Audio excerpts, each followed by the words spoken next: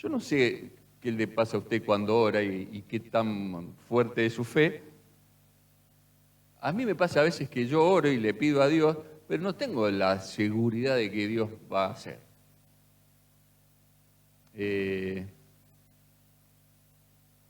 Me ha pasado por pedir inclusive por terceros. Hay veces que tengo la convicción de que Dios va a hacer algo y hay veces que estoy ahí. Ustedes saben cómo soy, yo medio que abro bastante ahí mis ventanitas, creo que a veces abro algunas de más, pero oremos ahora creyendo lo que Dios va a hacer en tu vida, en la vida de tu hermano. Cuando yo canto esa canción, le cambio la letra. Lo hago seguido, pero yo canto, creo lo que vas a hacer en mí, creo lo que vas a hacer en ti y creo lo que vas a hacer aquí. Canto esas tres cosas.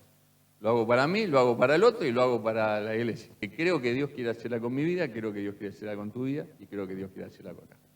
Así que solo a modo de una expresión exterior, nadie está obligado, pero si tenés algo en tu corazón donde querés que Dios obre alguna cuestión de salud tuya o de tu familia, alguna cuestión que te está cargando el corazón, te voy a pedir que te pongas de pie, para vos o para alguien que amás, no para compartir el motivo de oración, sino para manifestar delante del Señor, Señor, yo quiero que conoces mi corazón, conoces mi necesidad, quiero que obres en mi vida. Así que te voy a pedir que te pongas de pie antes de tener oración, si querés pedir por alguien, no están obligados, ¿sí? Por algo, por vos, por tu familia, por tu economía, por algo que necesitas de parte de Dios. Señor, en esta mañana nos acercamos, como dice tu palabra, con confianza. Porque sos nuestro papá, porque nos amás, porque querés nuestro bien, porque nos querés ayudar, porque todo lo que viene de tu mano es bueno para nosotros. Y nos acercamos así como hijos confiados para decirte lo que ya sabés, para decirte que te necesitamos y que necesitamos que obres en medio de nuestro, Señor. Necesitamos que obres en nuestra vida, en nuestra salud, en la salud de aquellos que amamos. Tenemos en tu iglesia acá, Señor, hermanos y hermanas que están pasando un tiempo difícil de salud, algunos tiempos muy prolongados, otras cosas más circunstanciales, y muchos de ellos están con algún tipo de angustia. Hay hermanos que están con temas de salud un poco más complejos. Rogamos, Señor, que quieras tocar la vida de tus hijos y de tus hijas en esta hora. Señor, creemos que tenés todo el poder. Y también creemos, Señor, que querés mostrar tu favor en tu pueblo. Oramos, Señor, para que ese favor y que tu buen deseo llegue a la vida de nuestros hermanos y de nuestras hermanas. Señor, que podamos dar testimonio el próximo domingo o el próximo miércoles cuando nos juntemos aquí para orar de las maravillas que hiciste, Señor. Creemos lo que querés hacer en nosotros, que es formar a Cristo. Pedimos, Señor, que te manifiestes en forma poderosa en medio nuestro. Señor, también tenemos situaciones de falta de trabajo o de escasez económica. Hay hermanos que le está haciendo complicado este tiempo. Declaramos lo que dice tu palabra, que vas a proveer para cada uno de tus hijos. Señor, pedimos que abras nuevas oportunidades, que abras entendimiento para ver inclusive nuevas oportunidades. Señor, da trabajo a aquellos que lo necesitan, aumenta ingresos, danos sabiduría para administrarnos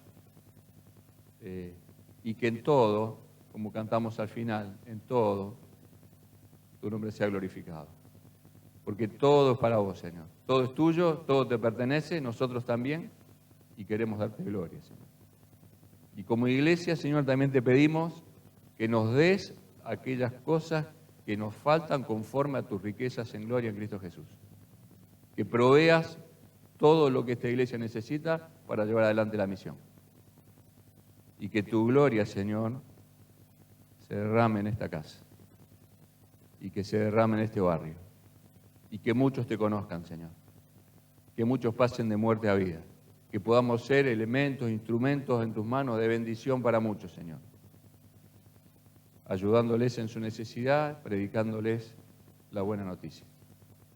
Señor, en la hora que vamos a abrir tu palabra y que vamos a pensar en ella, pedimos que tu Espíritu Santo nos guíe, que nos dé la gracia de entender lo que dice tu palabra, el deseo y la voluntad de aplicar lo que nos digas y que nos sigas transformando a cada uno de nosotros. Te bendecimos en el nombre de Jesús. Amén. El domingo pasado estuvimos viendo ahí en la mitad del capítulo 4 de Efesios un esquema virtuoso que Pablo propone para ir madurando, para ir creciendo, que hoy una hermana, cuando uno comparte algo y una semana después alguien se acuerda, para el que predicó es lindo porque dice, bueno, por lo menos uno se acordó. Y una hermana me dice, me hizo bien toda la palabra y en la semana estuve con esto de despojarnos del viejo hombre, renovándonos en el espíritu de nuestra mente y vistiéndonos del nuevo hombre. ¿Sí? Eso fue lo que vimos el domingo pasado. El final del capítulo 4, Pablo pasa de la cuestión más teológica, más doctrinal, que es esto, a la parte práctica. Cómo nos despojamos del viejo hombre y cómo nos vestimos del nuevo hombre. ¿Sí? Y les compartí ahí a los hermanos de la clase que algunas cosas que estábamos hablando allá las íbamos a ver ahora. Hay cosas extremadamente prácticas que Pablo nos propone, que Pablo les dice a los hermanos de Éfeso y ahora Dios nos dice a nosotros, y donde seguramente en alguna de esas cosas, yo creo que en varias, ahí vamos a estar todos. Esto toca mi vida. ¿Sí? Efesios 4, versículo 25. El final del capítulo. Ese es el texto que vamos a estar compartiendo hoy. Acuérdense, ¿no? Viene del 22 al 24, que es lo que recién comentábamos, en cuanto a esa pasada manera de vivir, despójense de su vieja naturaleza, la cual está corrompida por los deseos engañosos, renúvense en el espíritu, estoy leyendo el versículo 23, en el espíritu de su mente, y revístanse de la nueva naturaleza, creada conforme con Dios en la justicia y la santidad de la verdad. Por eso, por esto que acabamos de leer, por eso cada uno de ustedes debe desechar la mentira y hablar la verdad con su prójimo, porque somos miembros los unos de los otros. Enójense, pero no pequen. Reconcíliense antes de que el sol se ponga y no den lugar al diablo. El que antes robaba, que no vuelva a robar. Al contrario, que trabaje y use sus manos para el bien, a fin de que pueda compartir algo con quien tenga alguna necesidad. No pronuncien ustedes ninguna palabra obscena, sino solo aquellas que contribuyan a la necesaria edificación y que sean de bendición para los oyentes. No entristezcan al Espíritu Santo de Dios, con el cual ustedes fueron sellados para el día de la redención. Desechen todo lo que sea amargura, enojo, ira, gritería, calumnias y todo tipo de maldad. En vez de eso, sean bondadosos y misericordiosos. Perdónense unos a otros, así como también Dios los perdonó a ustedes en Cristo. Si ustedes prestaron atención, el texto está todo el tiempo diciendo, dejen y hagan. Desechen y tomen. ¿Sí? Desvístanse, despójense del viejo hombre y vístanse del nuevo hombre. Esa es la idea. Hay muchos que creen que la espiritualidad se puede medir o se puede evaluar en alguien por cuánto sabe de la palabra. Está mal saber de la palabra, al contrario, ¿no? Es útil y necesario. Por cuánto canta, por cuánto va a la iglesia, por cuánto parece. por cómo cuenta algún testimonio. Pero Pablo acá nos está dando otra tabla de medida de ver la espiritualidad. Y nos está dando, como siempre les digo, un espejo, una vara para medir nuestra propia espiritualidad y nuestra propia madurez espiritual. Así que otra vez nos va a pasar que cuando vamos leyendo, vamos pensando en gente. No sé si a usted le pasa, siempre le digo lo mismo. Bueno, piense en usted, piense en qué de la palabra puede ser aplicado a tu vida en esta mañana, ¿sí? Pablo más bien nos va a mostrar que la espiritualidad o la madurez de un cristiano se mide en cómo se habla, en cómo se reacciona, en cómo se trata a las personas, en cómo manejamos nuestro enojo, en cómo manejamos nuestro perdón. No tanto en cómo cantamos o en cómo hablamos, sino en cómo vivimos, básicamente.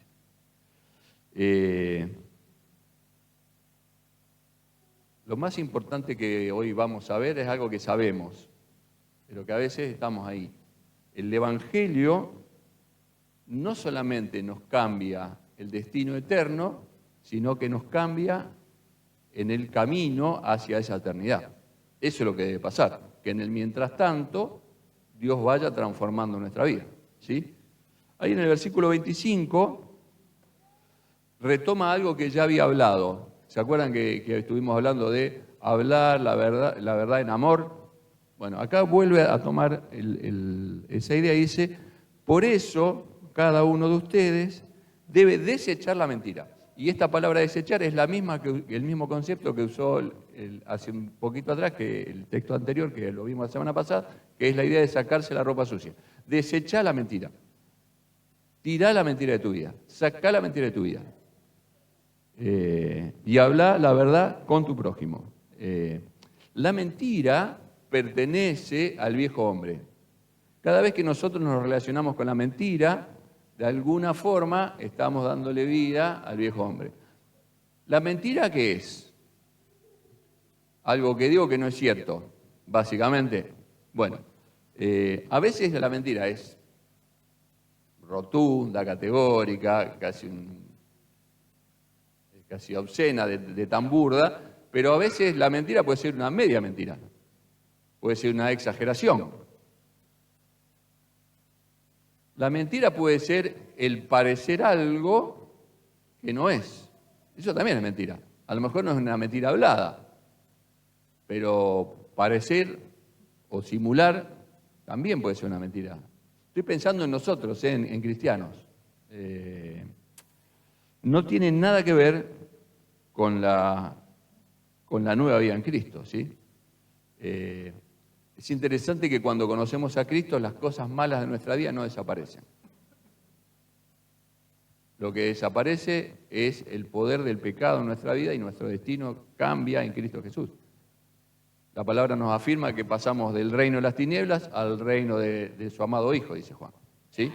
Del reino de las tinieblas al reino de la luz. Pero seguimos conviviendo con algunas cuestiones. Y acá Pablo en esta lista nombra varias cosas. Ahora arranca por el tema de la verdad. No todos tienen problema con la verdad, como no todos tienen problema con el dinero, como no todos tienen problemas con otras circunstancias. Pero la mentira y cualquier cosa que tenga relación con eso, la palabra nos dice, deséchenla. Deséchenla. Está la idea de algo podrido ahí, ¿sí? Algo que te hace mal si lo guardas, algo que contamina. Y fíjense cuál es la gravedad que tiene la mentira. ¿Qué dice ahí el texto? Léanlo, mírenlo. ¿Sí? Dejen de desechar la mentira, hablen verdad con su prójimo, porque somos miembros los unos de los otros.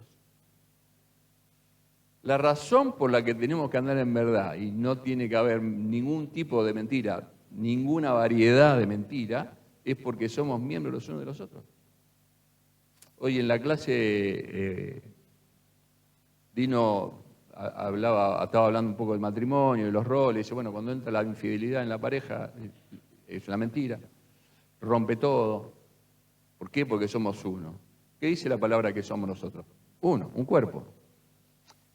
Mentirle al hermano, de alguna manera, es como mentirnos a nosotros mismos. Mi jefe siempre tiene una frase que dice, es como hacer trampa jugando al solitario. Nada más pavote que hacer trampa jugando a un solitario, ¿no? Bueno, mentirnos entre nosotros, de alguna manera, fingir entre nosotros, caretearla entre nosotros, es como mentirnos a nosotros mismos. Y eso daña.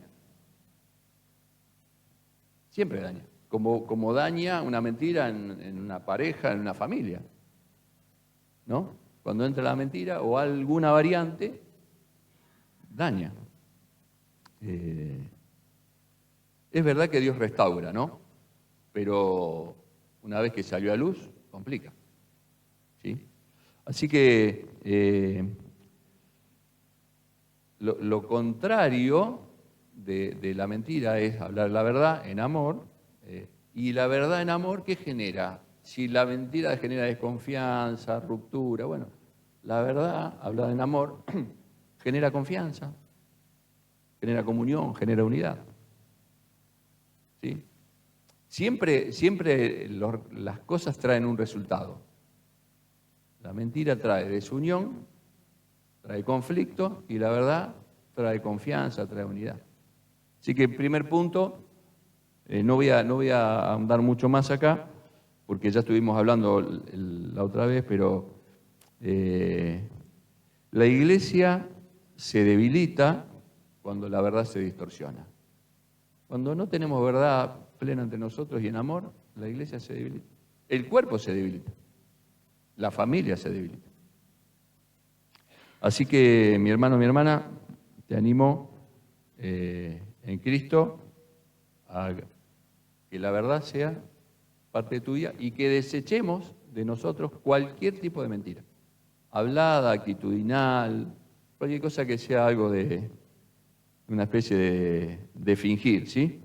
El texto sigue diciendo, versículo 26, acá me parece que algunos se van a sentir un poquito más cercanos. Enójense, y se van a poner contentos porque hay permiso para enojarse. Enójense, dice Pablo. Medio raro ese consejo, ¿no? Enójense. ¿A quién le gusta enojarse? A ver, díganos. Estamos en familia. ¿A quién le gusta enojarse? Omar, Normita, Sonia. Y hay varios que se ríen y no levantan la mano. A veces, Irmita, ahí también. Enojarse a veces, ¿no? Y bueno, Pablo dice, enójense, enojate. No hay problema en enojarte. ¿Dónde está el problema? Pero no peques, dice. Enójense, pero no pequen. Reconcíliense antes de que el sol se ponga. No se ponga el sol sobre vuestro enojo, dice Reina Valsacén. Bueno, qué problema esto, ¿eh? Algunos creen que esta última frase no es literal, que más bien está la idea de que el enojo no se anide, en tu corazón, no sea permanente. Que creo que está bien la idea. Yo creo que la literalidad de este texto es mucho mejor, sobre todo en la vida de pareja o en la vida familiar. Si podés terminar el día reconciliándote, pidiendo perdón, si son creyentes los dos orando juntos, creo que es mucho mejor. Pero conceptualmente creo que está bien esta idea de que el enojo no eche raíces en tu vida, básicamente, ¿no? El problema no es el enojo en sí, el énfasis no está ahí, el énfasis del texto está en la reconciliación.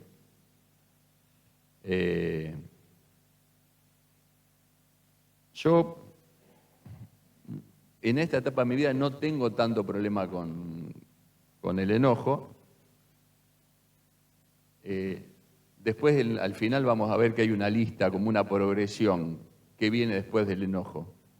Y ahí aparece la ira.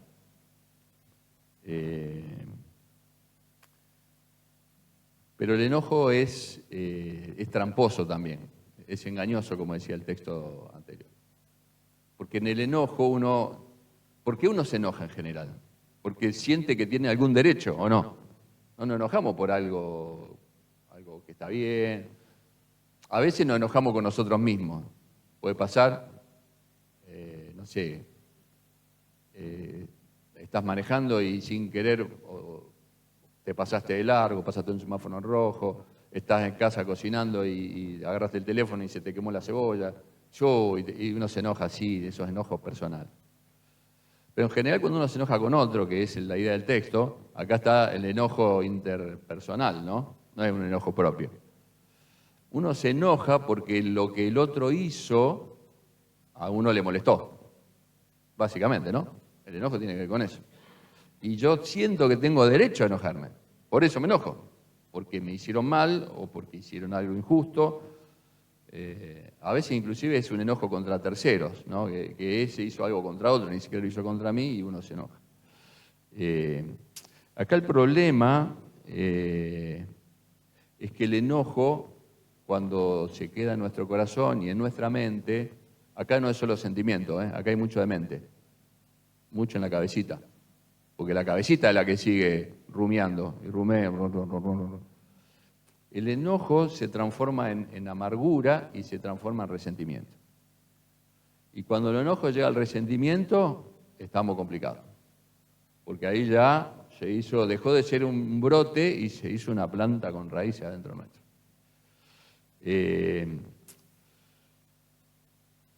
Fíjense que el texto continúa diciendo, no le den lugar al diablo. Ni le den lugar al diablo. Enójense, pero no pequen.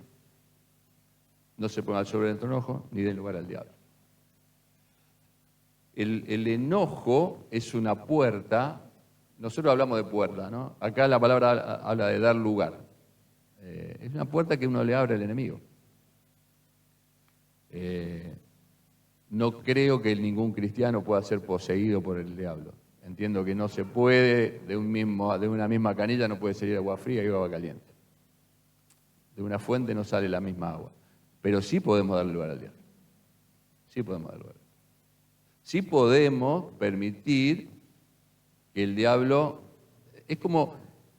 ¿se acuerdan que en el pasaje anterior dice que Cristo habita en sus corazones? ¿Se acuerdan que hablamos de eso? Y esa palabra habitar era vivir en forma permanente en casa, hacerse dueño de la casa. Ese es el concepto. Bueno, es como de alguna forma usted está sentado ahí y le hace un lugarcito al diablo para que se sienta al lado tuyo. No se va a sentar adentro tuyo, no se va a meter adentro tuyo, pero es como que va a decir, dale, acomódate acá y te doy permiso para que me moleste un poquito.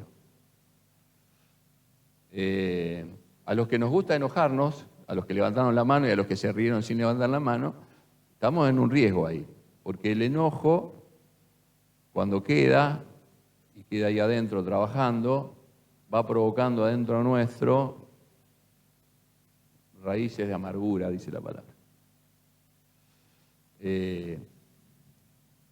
Y hay enojos que pueden durar décadas. Quizás alguno de ustedes, no levante la mano, tiene algún enojo, algún resentimiento, alguna amargura de hace mucho tiempo atrás. Y seguramente está convencido de que tiene derecho a estar enojado. ¿Por qué? Y porque te lastimaron, porque te hicieron mal, porque te dañaron, porque dañaron a alguien que amabas.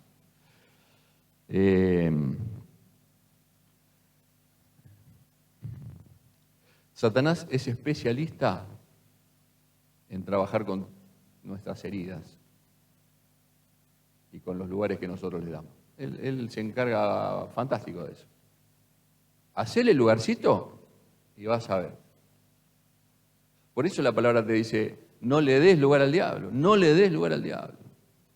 Cada cosa que Dios nos aconseja en su palabra es porque Dios sabe que nosotros hacemos. Si te dicen desechar la mentira y porque sabe que todos tenemos problemas con la mentira. Si te dicen no le des lugar al diablo es porque sabe que le damos lugar al diablo.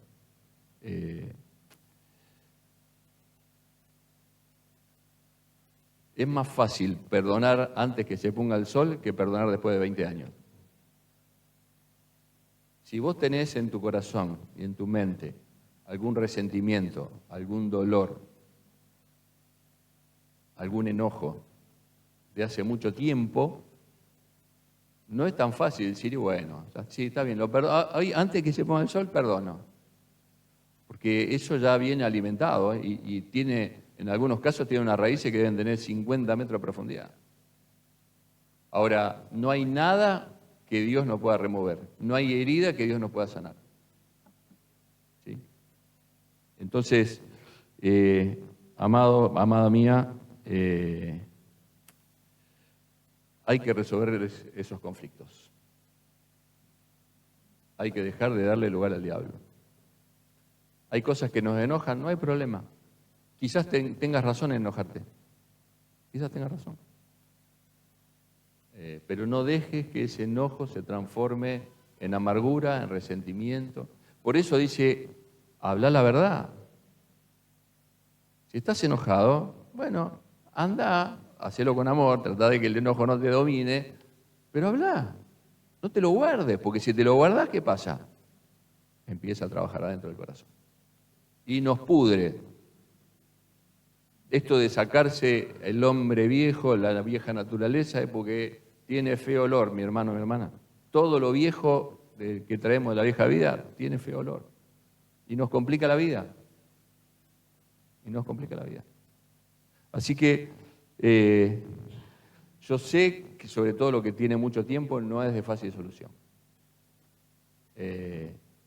Pero creo lo que Dios puede hacer en vos y puede hacer en mí. ¿Sí? El Espíritu Santo en nuestra vida puede restaurar todas las cosas. Te animo en el nombre del Señor que abordes, que enfrentes esos enojos, esos resentimientos, esas amarguras de la vida, que las enfrentes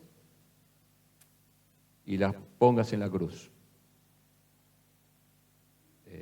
Y que perdones. El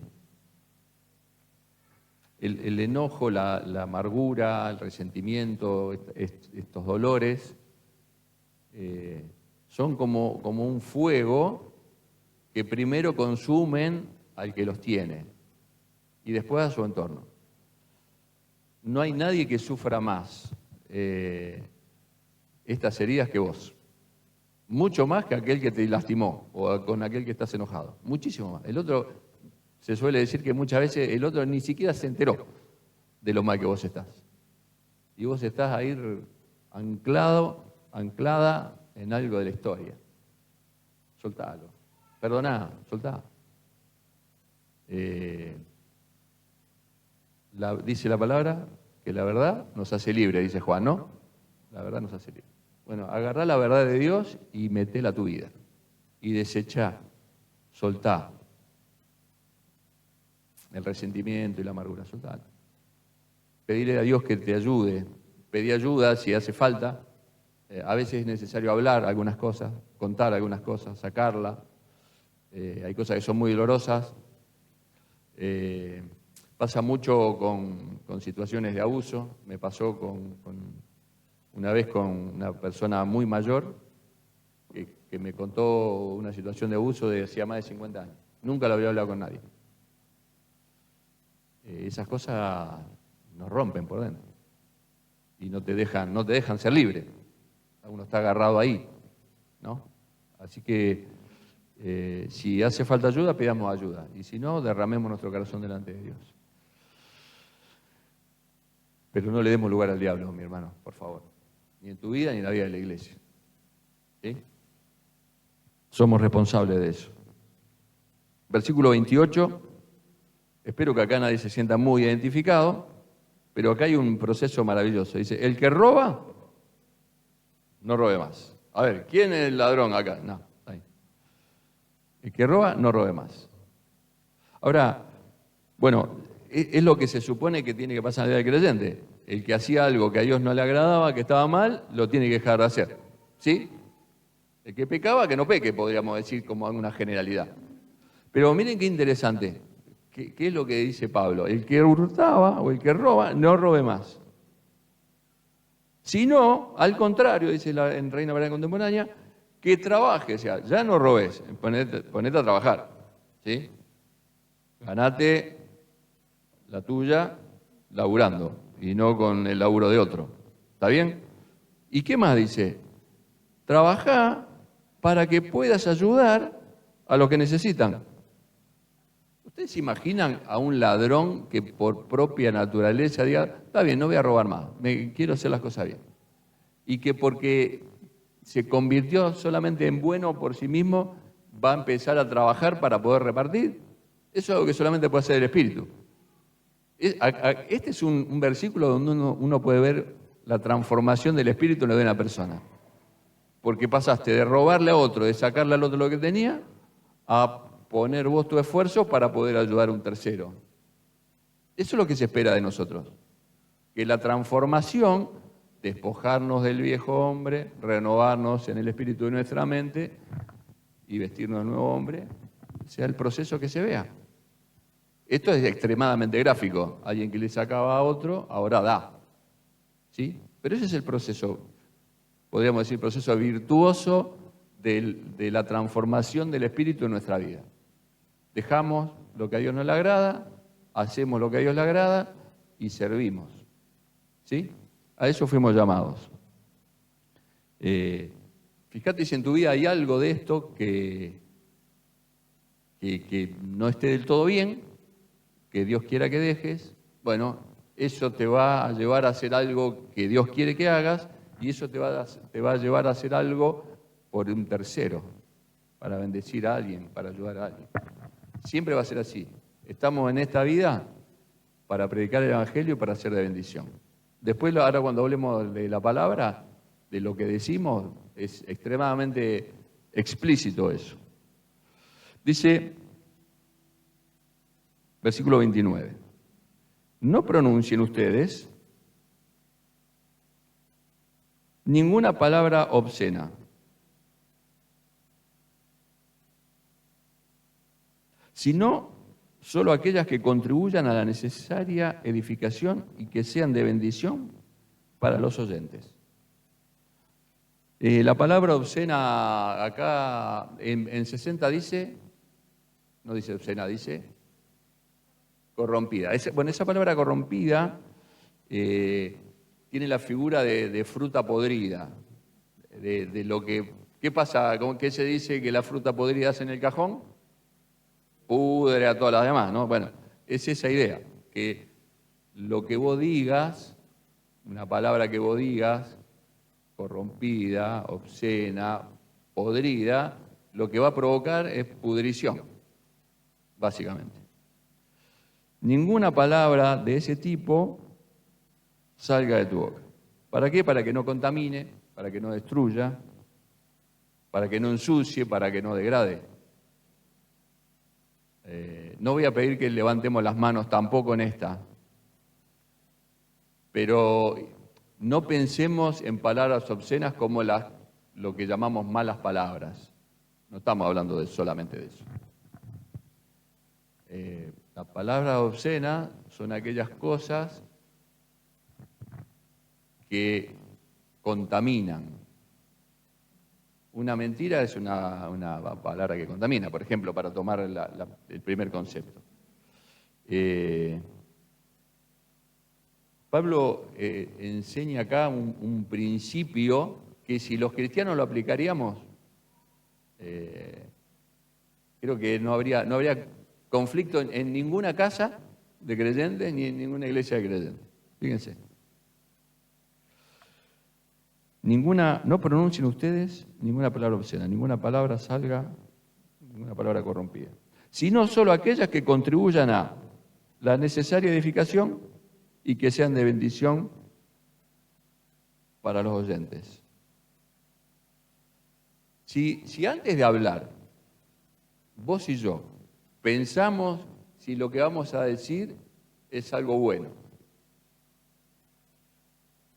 si lo que vamos a decir va a edificar al que lo escucha, y si lo que vamos a decir va a bendecir al que lo escucha, se acaban los problemas, ¿o no? Pero dice Santiago que esta es como un fuego, ¿no? Usa la figura del timón, un pequeño timoncito que gobierna todo un barco. Complicada la lengua, ¿no? ¿Quién tiene problema con la lengua? Levanten las manos, esta sí la pregunto. ¿Quién tiene problema con...? No estamos hablando de decir malas palabras, estoy hablando de... A ver, 2 solo me levantaron la mano. 3, 4, tenemos mucha gente santa. Ariel dice así como, que no quede nadie afuera, ¿no? Todos hablamos a veces sin pensar demasiado, o precipitadamente, apresuradamente. Nos pasa a todos. Después cada uno le pone su propia impronta. Algunos son más vehementes y lo sacan con un poco más de condimento.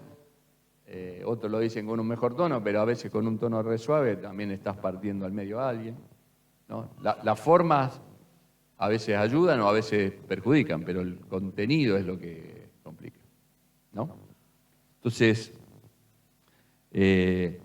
otra vez, ¿qué tenés que dejar? Cualquier palabra que no bendiga, que contamine. Piensen ustedes en sus familias, ¿eh?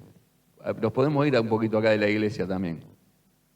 Piensen en su familia, piensen en sus relaciones, con sus amigos, en casa, con sus esposos, sus esposas, sus hijos, sus padres. ¿Cuántas veces decimos algo que lastima o que, de mínima que no ayuda? Acá lo complicado para mí del texto es que no te dice, no digas algo que lo destruya al otro. Te está diciendo no solamente que no lo destruya, tampoco digas algo que sea neutro, decí algo que bendiga. Decí algo que construya. No es solamente no decir algo malo, es tener la intencionalidad de hablar y decir algo que bendiga al otro, que edifique a la comunidad, a la familia, a donde estás, al grupo de amigos, a los compañeros de colegio. ¿Qué quiere decir? Que no puede ser nunca un chiste, algo así. No está hablando de eso, ¿se entiende? Está hablando de ser consciente de que cuando hablamos podemos ser de bendición o podemos ser de tropiezo. Y que la vieja naturaleza va a venir hasta ahí, ella lucha siempre, ¿no? Y otra vez acá está el lugar del diablo. ¿Qué lugar le damos? Refrenemos la lengua un poquito. Pensemos, como se dice, 2 veces, 3 veces, 5 veces. Mi señora dice que a veces cuenta hasta 100 antes de contestarme. A veces no llega ni a 1, pero bueno, no importa. Ahí estamos todos, ¿no?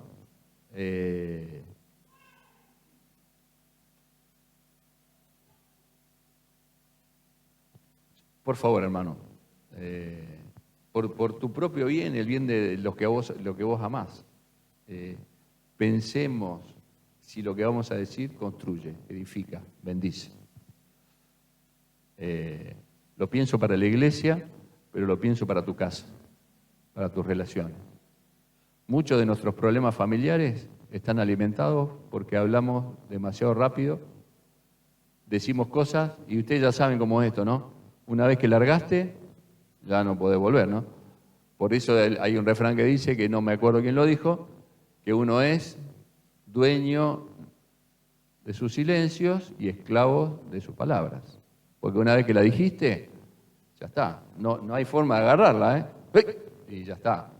Cuando llegó al oído del otro. Así que te animo a revisar eso de nuestra vieja naturaleza y ver qué dejamos. Y seamos conscientes e intencionales en qué decimos, ¿sí? Para que lo que salga de nuestra boca bendiga al otro, a quien te rodea, ¿sí? Al que amás, sobre todo. Y después dice, en ese mismo texto, en ese mismo versículo, en el versículo 30, no entristezcan al Espíritu Santo de Dios, con el cual ustedes fueron sellados para el día de la redención.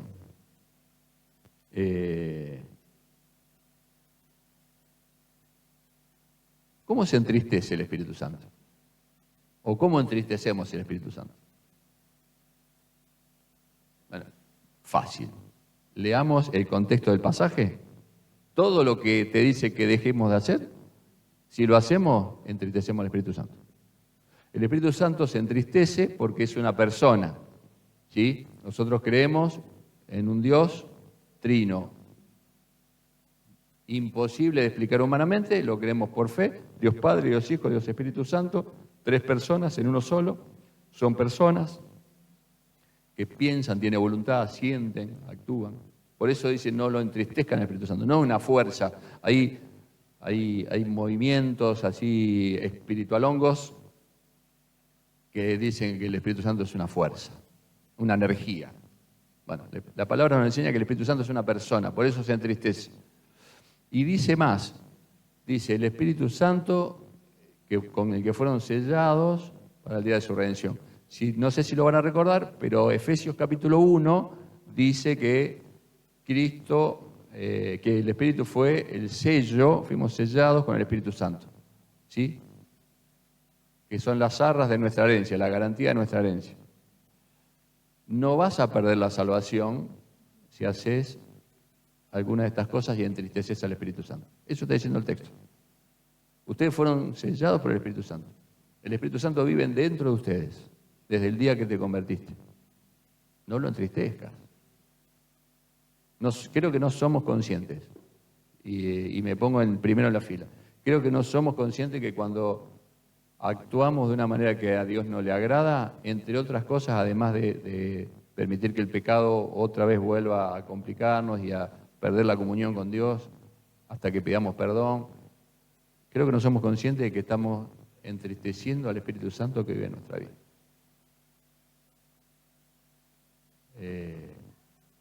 No sé cómo funciona mucho la cabecita del creyente, me parece que, pero creo que hay algo como disociado, como que Dios sigue estando allá y yo estoy acá y alzo mis ojos al cielo y le pido perdón a Dios. Cuando el Espíritu Santo está dentro tuyo y de alguna forma, entiendo que figurada, está llorando adentro nuestro por lo que nosotros estamos haciendo, por lo que estamos diciendo, cómo lo estamos diciendo, cómo estamos actuando. Nos sale mucho más fácil pensar en Jesús como nuestro amigo, porque Él dijo que Él es nuestro amigo, no tanto en la condición, nos quedamos con que Él es nuestro amigo, Él dijo somos amigos y hacemos lo que Él manda. Eso dijo Jesús a sus discípulos, ¿no? Ustedes son mis amigos si hacen lo que yo les mando. Nosotros nos quedamos con que Jesús es nuestro amigo, y ahí cerramos la idea. Bueno, media inconclusa, ¿no? Somos amigos de Jesús si hacemos lo que Él manda. Pero más allá de eso, la figura del amigo nosotros la relacionamos con el Dios Hijo, no con el Espíritu Santo que vive dentro nuestro. Pero nosotros actuando y dándole lugar al viejo hombre, a la vieja naturaleza, entristecemos al Espíritu que vive adentro nuestro. Y que va a vivir adentro nuestro, según dice la palabra, hasta el día de la redención. O sea, hasta el día que estemos en su presencia. ¿Ok? Acá el Espíritu Santo no se va porque vos peques, pero sí se entristece.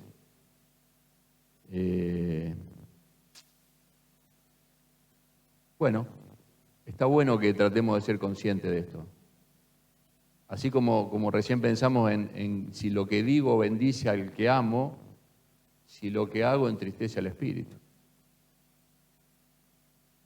Si yo le pido que levante la mano, hoy ya lo hice muchas veces, ¿quién quiere entristecer al Espíritu? ¿Quién quiere que el Espíritu dentro de uno esté? Nadie. Pero actuamos muchas veces pareciera como que sin que nos importe. Porque pasa, si yo peco, el Espíritu se entristece. Bueno, acá tenemos otro punto. A algunos lo va a movilizar quizá el no hacerle daño a alguien que ama. Bueno, nadie te ama como Dios, ¿no? Y somos llamados a amar a Dios. En primer lugar. El segundo mandamiento es amar al prójimo, pero el primero es amar a Dios. Así que, por amor a Dios, ese amor que sé que tenés y que decís tener, bueno, tratá de despojarte del viejo hombre, ¿sí? Para que el Espíritu no se entristezca. Y acá termina el texto con una lista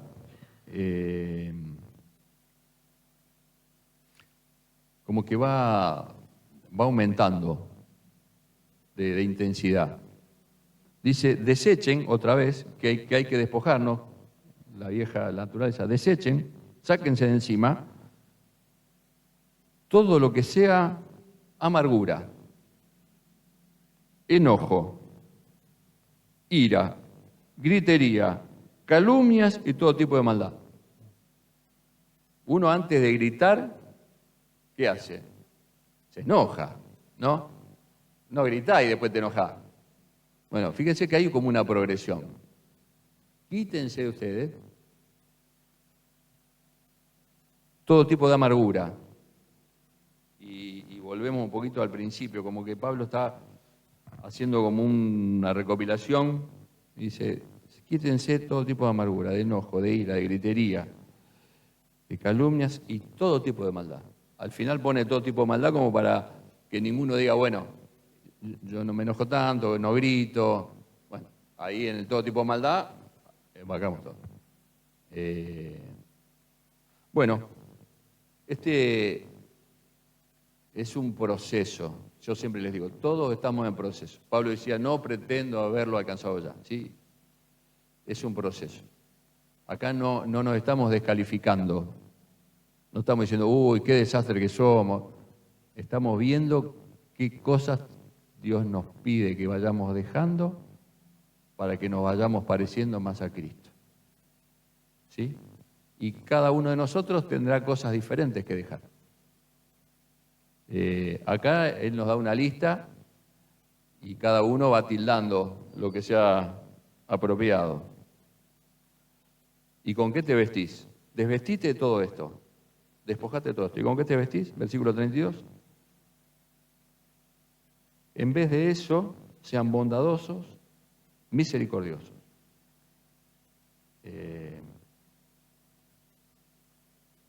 Sean bondadosos y misericordiosos. En vez de enojarte, en vez de gritar, en vez de maldecir. Bueno, sé bondadoso con el otro. Sé misericordioso con el otro.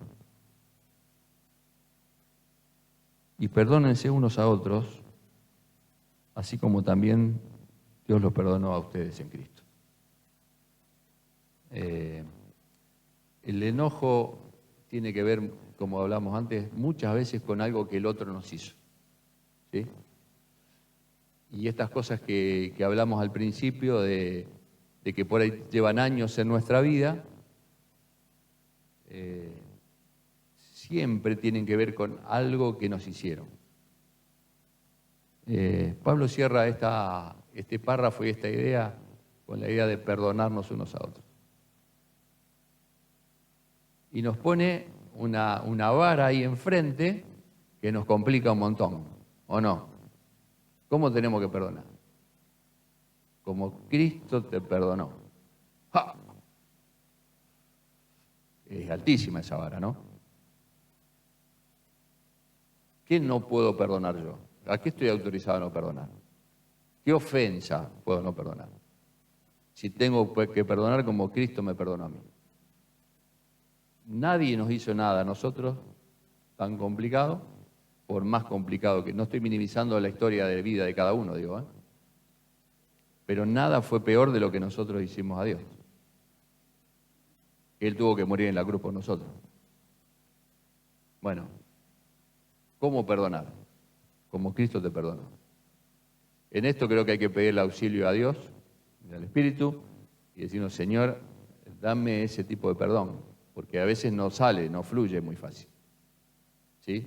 Entendamos que las cosas en el Espíritu son del Espíritu, no son humanas. La vieja naturaleza está gobernada por la carne, pero la nueva naturaleza está gobernada por el Espíritu. Para poder hacer todo esto de vestirnos con todo esto que vimos, es necesario estar en el Espíritu y que el Espíritu gobierne. Por eso en el medio de esa transición del que vimos la semana pasada y que leímos hoy al principio, despojarte, renovarte en el espíritu de tu mente y vestite. Bueno, si no está la renovación del espíritu en la mente, no te va a poder vestir porque seguís gobernando por lo viejo. Así que para poder perdonar, como Cristo perdonó, necesitamos que el Espíritu gobierne nuestra vida.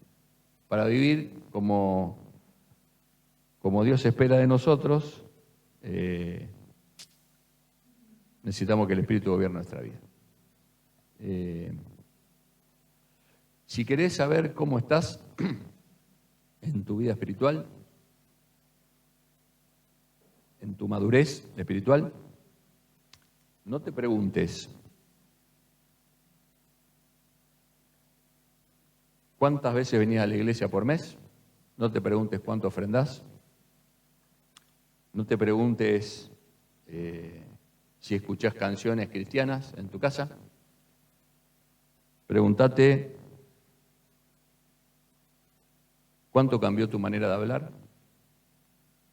Pregúntate cuánto cambió tu trato con tu prójimo, con tu familiar. Pregúntate cuánto cambió tu forma de reaccionar y tu enojo. Pregúntate cuánto cambió tu capacidad de perdonar. Los cambios vienen de adentro, los cambios que Cristo hace en nuestra vida vienen de adentro.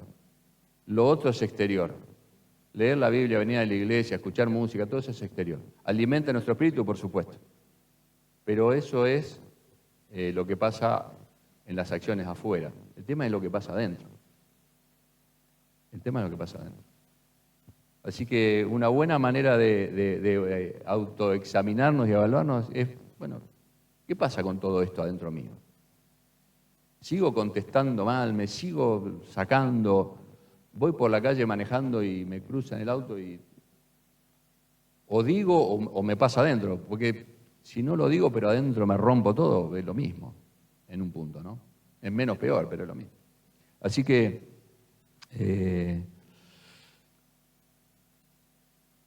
si cuando haces el análisis, el checklist y la evaluación no te da muy bien, no te desanimes. Estamos en proceso. Lo importante es qué es lo que queremos hacer. Hablaba con una hermana hoy a la mañana. La relación con Dios tiene algo fabuloso. Que Él hace lo imposible que nosotros no podemos hacer. Entonces, ¿qué hizo Cristo? Nos dio vida, nos salvó. Dios puso su espíritu en nosotros. Nosotros no podemos hacer nada para ser salvos. Pero una vez que estamos en esa situación y el Espíritu Santo vive dentro nuestro, Dios te dice, bueno, vos despojate de esto. Vos tenés una parte importante en lo que va a pasar. Vos te tenés que sacar la vieja ropa, la ropa con feo olor. Vos tenés que renovar tu cabecita, decidir qué pensar. Uno de los textos más importantes que tiene la Biblia para mí, sobre todo en este tiempo donde la salud mental está complicada, es piensen en esto. En Reina Valera 60, en esto pensad. Todo lo puro, todo lo amable, todo lo que es de buen nombre. ¿Por qué piensan que está ese texto ahí? Porque nuestra cabecita va a pensar otras cosas. Nuestra mente no renovada va a pensar en cosas que no son de Dios. Y nuestro cuerpo se alimenta de lo que pensamos. Hay un librito que se llama La batalla de la mente. Bueno,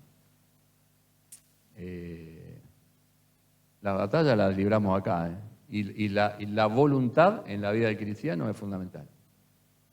No para hacer lo que hizo el Espíritu, eso lo hizo Dios, pero para vivir y para cambiar, ahí está tu voluntad y la mía. ¿Sí? Esto que estuvimos viendo estos 3 domingos del capítulo 4 es todo lo que está de nuestro lado. Hasta el capítulo 3 es lo que Dios hizo. De 4 para acá es lo que a nosotros nos toca. Así que, insisto con esto. Si te pegó algún palazo el Señor en el coco, tranquilo. Es lo que tenemos que ir arreglando. ¿Sí? Estamos en proceso. Hasta que Cristo sea formado en ustedes. Amén.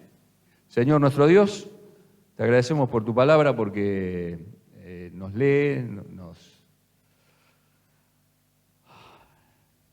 nos expone y a veces nos incomoda.